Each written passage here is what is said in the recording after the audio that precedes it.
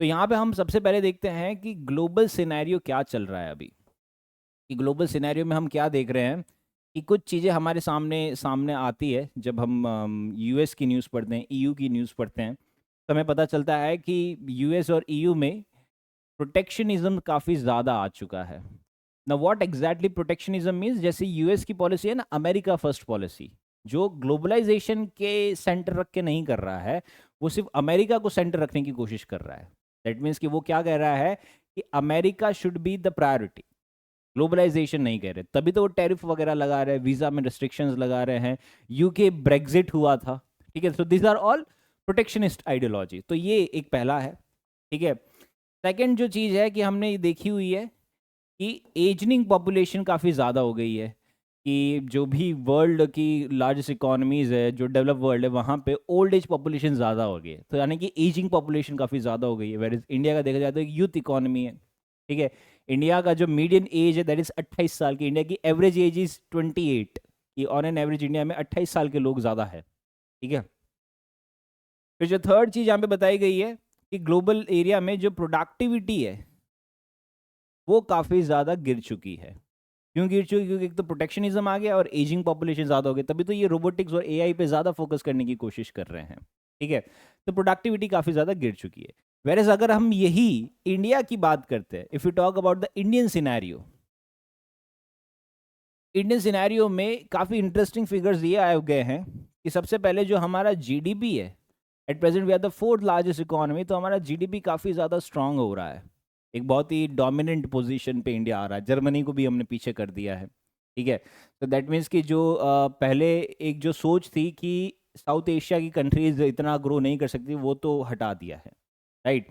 तो अब इंडिया एक जीडीपी काफ़ी स्ट्रांग पोजीशन पे आ चुका है।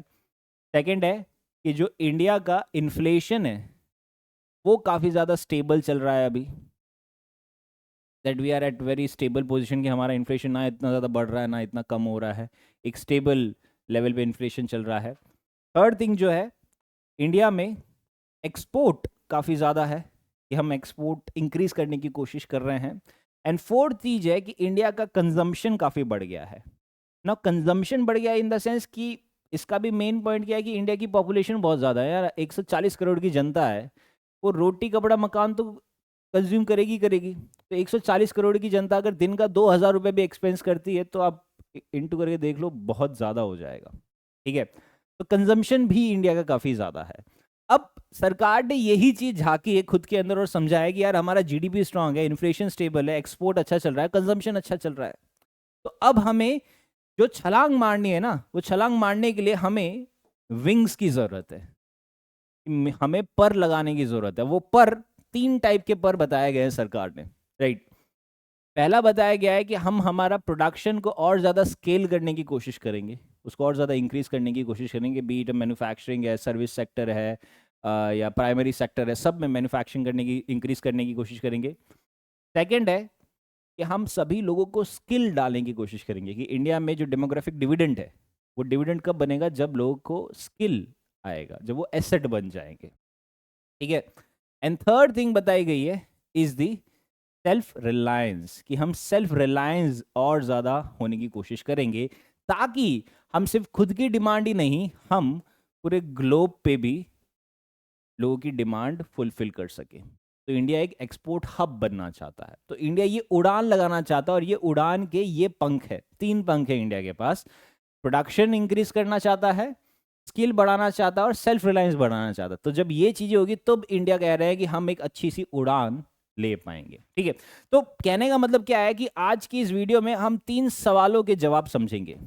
सबसे पहला सवाल का जो हमारा जो हम समझेंगे कि जो इंडिया का सेल्फ रिलायंस मॉडल है,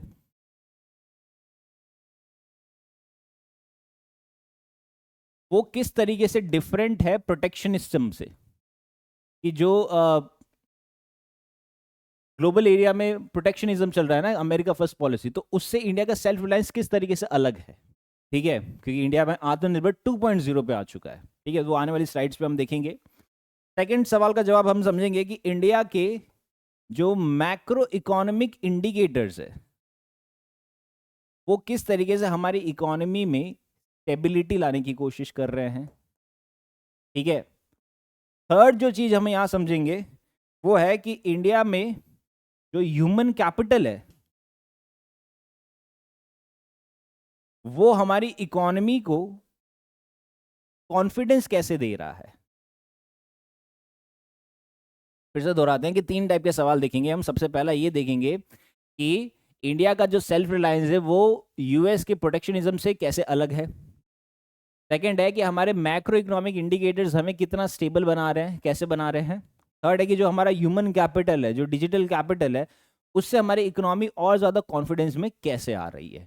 ठीक है, तो ये सभी चीज़ें हम समझेंगे, बट उससे पहले देख लेते हैं हमारा एग्जाम रिलेवेंस क्या है इसमें। तो एग्जाम रिलेवेंस ये है कि फ्रॉम GS3 के पॉइंट ऑफ व्यू से इंडियन इकोनॉमी में आएगा inclusive growth and economic development, government policies, self reliance, industrial policy, infrastructure and investment models.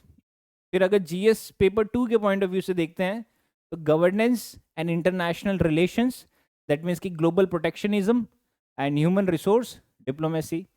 फिर GS पेपर 4 के पॉइंट ऑफ व्यू से देखा जाए, as this is a metaphor कि human leap, sorry Hanuman leap हो रहा है, ठीक है, कि हनुमान ने छलांग लगा रहे, तो वो एथिकल पॉइंट ऑफ व्यू से, लीडरशिप और गवर्नेंस के पॉइंट ऑफ व्यू, ऑल्सो ऐसे के पॉइंट ऑफ व्यू से भी इस पे सवाल बन सकता है। ठीक है, तो leadership through self belief and civilisational confidence, कि हमें लोगों को कॉन्फिडेंस लाना होगा कि दैट हमारे अंदर भी एक ताकत है, बस हमें वो अच्छे से छलांग मारनी, वो ताकत को समझना है। तो वही चीज इसके अंदर बताई गई है। ठीक है, तो अब हम थोड़ा सा अकेडमिक पॉइंट ऑफ व्यू से देख लेते हैं। ये तो थोड़ा मेटाफोरिकल हो गया था। अब अकेडमिक पॉइंट ऑफ व्यू से देखा जाए तो इंडिया में इंडिया की जो नीड क्या है वो है stronger data and indigenous models के लिए। ठीक है, तो जैसे अब एट प्रेजेंट क्या हो रहा है कि हम क्या ऑब्जर्व कर रहे हैं कि पूरे ग्लोब में प्रोटेक्शनिज्म का आइडियोलॉजी ज़्यादा चल रहा है। जैसे टैरिफ बढ़ रहे हैं, वीज़ा रिस्ट्रिक्शन बढ़ रहा है, लोग डोमेस्टिक प्रोडक्शन पे ज़्यादा फोकस कर रहे हैं, वो खुद को ग्लोबलाइज करने के लिए नहीं कह रहे हैं। लाइक फॉर एग्जांपल US और EU ने भी ये चीज़ करी है। ठीक है, अब ये क्यों हो रहा है? क्योंकि वहाँ पे डोमेस्टिक पॉलिटिकल प्रेशर बहुत ज़्यादा हो रहा है, डेमोग्राफिक एंजाइटी हो रही है। डेमोग्राफिक एंजाइटी क्यों हो रही है? क्योंकि वहाँ पे एजिंग पॉपुलेशन हो रही है, कि ओल्ड एज ज़्यादा आ चुके हैं, और इंडियंस जो डायस्पोराज है वो पूरे वर्ल्ड में स्प्रेड हो चुके हैं। ठीक है, आने वाली साइड्स में भी हम ये भी देखेंगे। तो इंडियन डायस्पोरा जब स्प्रेड हो गए हैं तो वहाँ पे डेमोग्राफिक एंजाइटी ज़्यादा आ गई है। तो जो वहाँ के लोकल लोग हैं वो कह रहे हैं कि आप रिस्ट्रिक्शंस लगाइए, आप वीज़ा रिस्ट्रिक्शंस लगाइए, आप टैरिफ रिस्ट्रिक्शंस लगाइए, ताकि हमारी इकोनॉमी का फ़ायदा बाहर वाला ना लेके जाए। तो that is the protectionism. Whereas India कह रहा है कि हमें ये चीज़ को और ज़्यादा एक्सपांड करना है।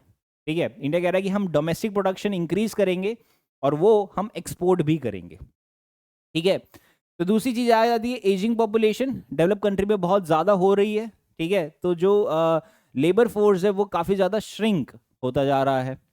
वेरएज इंडिया यहाँ पे एक अलग ही सिनेरियो पे चल रहा है कि 140 करोड़ की जनता है, तो हमारे पास डेमोग्राफिक एडवांटेज तो बहुत ज़्यादा है, राइट। हमारे पास डेमोग्राफी में बहुत ज़्यादा एडवांटेज है। हमारा डोमेस्टिक मार्केट काफ़ी ज़्यादा स्ट्रॉन्ग है, कि हम डोमेस्टिक मार्केट किसी पे डिपेंडेंट नहीं है, क्योंकि हम खुद ही 140 करोड़ की जनता खुद ही खुद का पेट भरने के लिए रेडी है। ठीक है, तो उस सेंस में हम काफ़ी ज़्यादा स्ट्रॉन्ग है। एंड देन जो हमारी ग्रोथ है वो रिफॉर्म ड्रिवन हो रही है, कि हमारा जितना ज़्यादा रिफॉर्म हो रहा है उतनी ज़्यादा हमारी ग्रोथ होने की कोशिश हो रही है। ठीक है, तो हम जैसे जैसे रिफॉर्म करते जा रहे हैं वैसे वैसे ग्रोथ होती जा रही है। Yes, next is India's economic transformation a decade snapshot, कि अगर हम एक डेकेड स्नैपशॉट देखते हैं कि इंडिया ने किस तरीके से ट्रांसफॉर्म किया है, तो इंडिया 2013 में एक फ्रेजाइल 5 का पार्ट थी, जिसके अंदर ब्राज़ील है, टर्की है, मतलब ये वो टाइप की इकोनॉमी थी जो बहुत ज़्यादा वल्नरेबल थी टू एक्सटर्नल शॉक्स।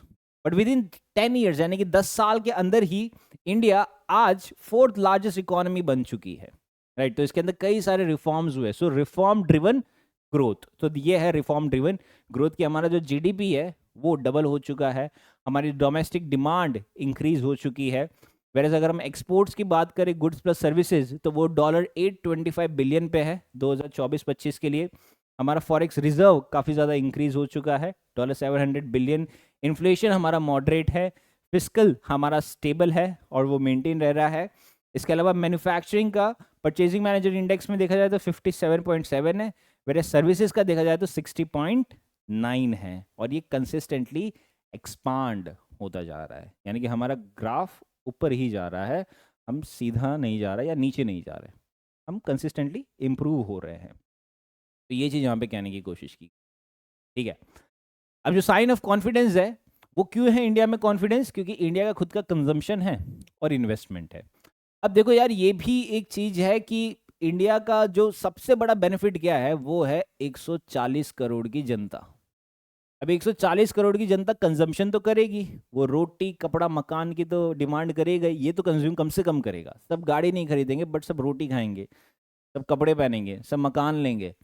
तो ये बहुत बड़ी नंबर है, तो ये नंबर बहुत बड़ा है। अब उसके चलते इंडिया का कंजम्पशन बड़ा है और उसके चलते इंडिया का इन्वेस्टमेंट भी बड़ा है। बट देखा जाए तो दोनों ही ग्लोबल एवरेज में अगर पर कैपिटा देखा जाता है तो वो थोड़ा कम है।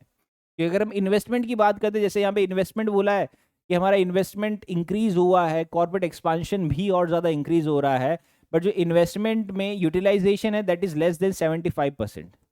कि प्राइवेट इन्वेस्टमेंट हमारे में पास इतना ज़्यादा नहीं हो पा रहा है, क्योंकि प्राइवेट इन्वेस्टमेंट अभी कॉन्फिडेंस पे नहीं है इंडिया पे। ठीक है, खैर वो तो हम आने वाले लेक्चर्स में उसके लिए एक सेपरेट वीडियो बनाएंगे। बट अभी के लिए अगर देखा जाए तो ये कॉन्फिडेंस क्यों है? क्योंकि इंडिया में कंजम्पशन इन्वेस्टमेंट है, दैट इज जीएसटी कलेक्शन है कि 1.8 लाख करोड़ है फॉर 9 कंजिक्यूटिव मंथ्स के लिए। तो ये टैक्स बेस हमारा और ज़्यादा ब्रॉड हो रहा है, डिमांड और ज़्यादा इंक्रीज कर रहे हैं, और जो रिटेल और ई कॉमर्स सेल्स है वो भी काफ़ी ज़्यादा इंक्रीज होती है during the Diwali and the Dussehra season जो अभी स्टार्ट हो चुका है। इन्वेस्टमेंट फ्लो है, क्रेडिट ग्रोथ काफ़ी ज़्यादा स्ट्रांग है, और जो कॉर्पोरेट एक्सपांशन है वो एक स्टेडी नंबर पे चल रहा है। ठीक है, वेरेज अगर हम रेमिटेंसेस देखते हैं तो डॉलर 135 बिलियन है 2024 में, ये वर्ल्ड का हाईएस्ट है। तो ये बता रहा है कि इंडियन इकोनॉमी में इतना ज़्यादा ट्रस्ट है लोगों का। ठीक है, that is with respect to the consumption and investment. अब जो हमने 3 पिलर की बात करी ना, जो पंख की बात करें, तो उसके अंदर ये बताया गया कि जो इंडिया का ग्रोथ मॉडल है उसके 3 स्ट्रेटेजिक पिलर्स है। सबसे पहला है scale. Scale in the sense कि आप अपना प्रोडक्शन को एक्सपांड कर रहे हो, आप इंफ्रास्ट्रक्चर को इंक्रीज कर रहे हो, डिजिटल कैपेसिटी को और ज़्यादा इंक्रीज कर रहे हो, ताकि आपकी बिलियन प्लस पॉपुलेशन को वो सेटिस्फाई कर सके। तो आप प्रोडक्शन बढ़ाते रहिए, प्रोडक्शन कम मत कीजिए। जितना ज़्यादा प्रोडक्शन बढ़ाओगे उतना ज़्यादा सेल होता जाएगा, उतना ज़्यादा इन्वेस्टमेंट आता जाएगा, and that will be ultimately good for the economy. ठीक है, फिर स्किल की बात की जाती है तो स्किल में इंडिया एट प्रेजेंट खुद को स्किल करने की कोशिश ज़्यादा कर रहा है, एजुकेशन ला रहा है, स्किलिंग कई सारे मिशंस है, ताकि इंडिया खुद को एक कॉम्पिटिटिव मार्केट में एज अ वर्क फोर्स उसका कॉम्पिटिटिव रहे ग्लोबल लेवल पे। तो वो चीज़ है।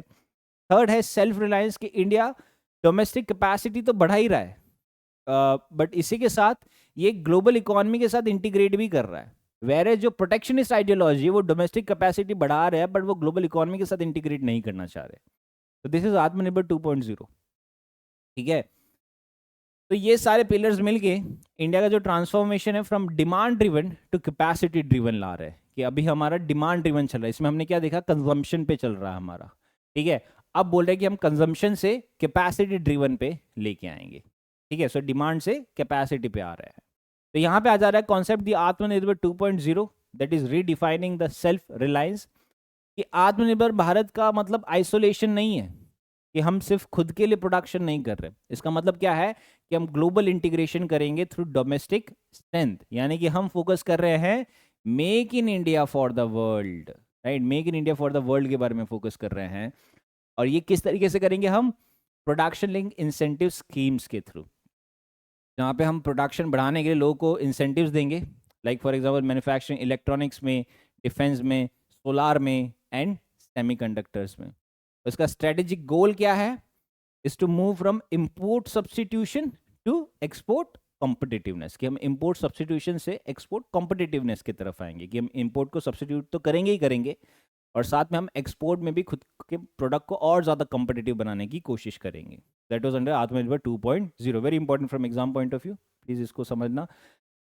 एंड देन फिर आ जाता है कि इंडिया का इनोवेशन इंजन, कि इंडिया में जो इनोवेशन है हमें वो सिर्फ प्रोडक्शन में नहीं करना, फैक्ट्रीज में नहीं करना है, हमें वो करना है डिजिटाइजेशन में। क्योंकि एट प्रेजेंट क्या चल रहा है, डिजिटल पब्लिक इंफ्रास्ट्रक्चर काफ़ी ज़्यादा चल रहा है। ये एक बैकबोन है इंडिया की इंक्लूसिव ग्रोथ मॉडल का, कि हमें और ज़्यादा इंक्लूसिव लेके आना है, हमें और ज़्यादा लोगों को यूपीआई यूज़ करवाना है, आधार कार्ड यूज़ करवाना है, डिजी लॉकर यूज़ करवाना, ओएनडीसी यूज़ करवाना है।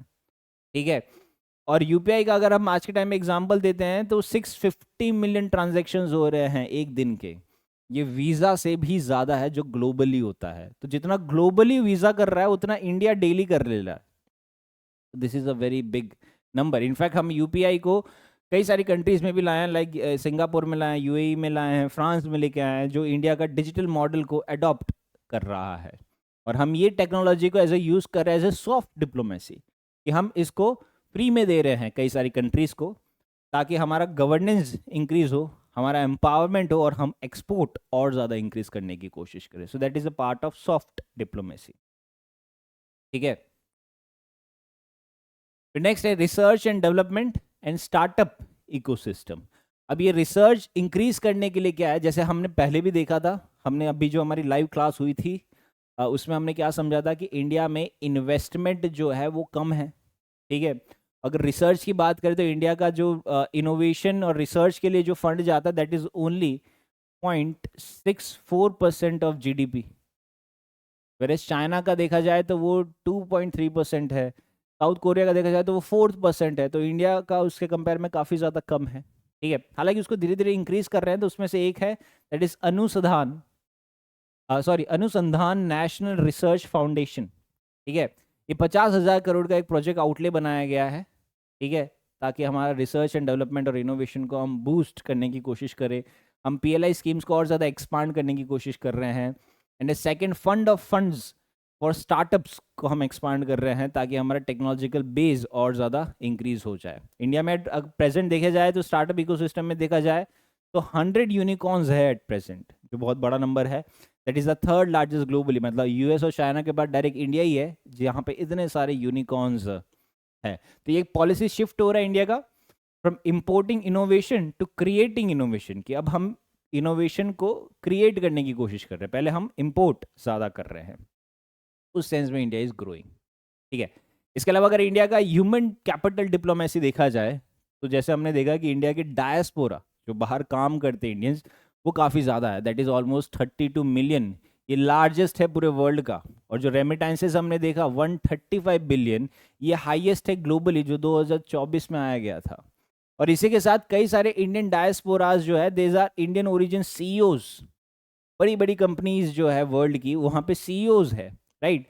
और वो ऑलमोस्ट $6 ट्रिलियन है। वो सारी कंपनीज मिला के इकोनॉमी अगर उनकी देखी जाए तो $6 ट्रिलियन इकोनॉमी है उनकी, और उनके सीईओ इंडियंस हैं। तो that means a big deal, right, कि इतना इजी नहीं है बड़ी बड़ी कंपनीज का सीईओ बनना, तो वो इंडिया हासिल कर चुका है। ठीक है। फिर इसके अलावा ग्लोबल स्किलिंग पार्टनरशिप हो रही है, कि हम प्री डिपार्चर ट्रेनिंग कर रहे हैं, हम सर्टिफिकेशन अलाइनमेंट कर रहे हैं, सोशल सिक्योरिटी पोर्टेबिलिटी इंक्रीज कर दी जा रही है। इसका गोल मेजरली यही रखा गया है कि हम इंडियन वर्कर्स को as a preferred global professional बनाया जाए, कि हम इंडियन वर्कर्स को भी अब एक्सपोर्ट करेंगे। सिर्फ गुड्स हम एक्सपोर्ट नहीं करना चाहते, हम हमारे वर्कर्स को भी एक्सपोर्ट करेंगे। हम हमारे डायस्पोरा का बेस और ज़्यादा इंक्रीज करने की कोशिश करेंगे। मतलब हम ये नहीं सोच रहे कि हमारा ब्रेन ड्रेन होगा, बट इससे हमें और ज़्यादा गेन होगा। तो दैट वाज पार्ट ऑफ आत्मनिर्भर 2.0।